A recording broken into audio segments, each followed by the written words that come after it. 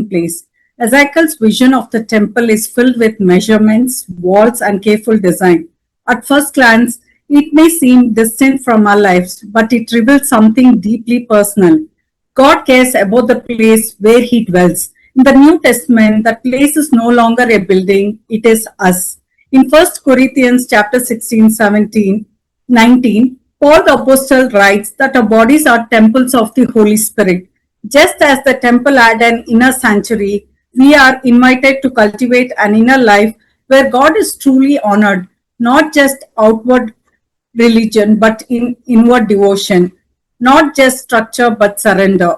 The temple also had boundaries. Certain areas were set apart as holy. In the same way, our lives need boundaries, not to restrict us, but to protect what is sacred within us. What we allow in our hearts shapes the presence we carry. And the temple was not random, it was designed with purpose.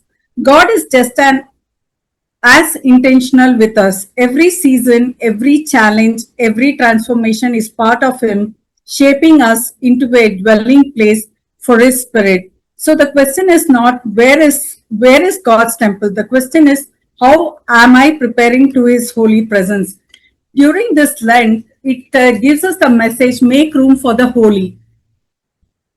Like Ezekiel 41 centers as the inner structure of the temple, especially the most holy place, the very heart of God's dwelling. Everything is measured, ordered, and set apart.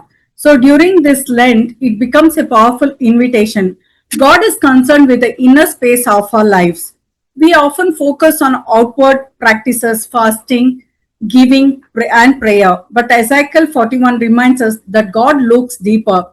Just as the temple had a sacred center, we are all called to examine the center of our hearts. Firstly, we need to return to the inner sanctuary. Lent is not just about giving things up, it's about making space for God. Like the temple, our hearts are meant to be a dwelling place for God, not cluttered, distracted, or divided. Secondly, embrace spiritual discipline. The careful measurements in Ezekiel reflect intention and discipline.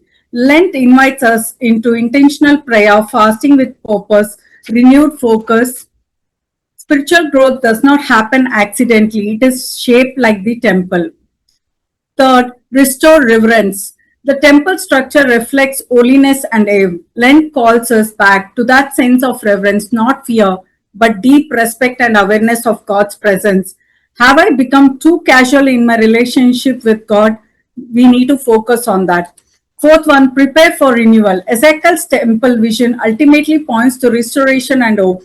Lent leads us towards resurrection. This season is not about emptiness, it's about preparation for new life.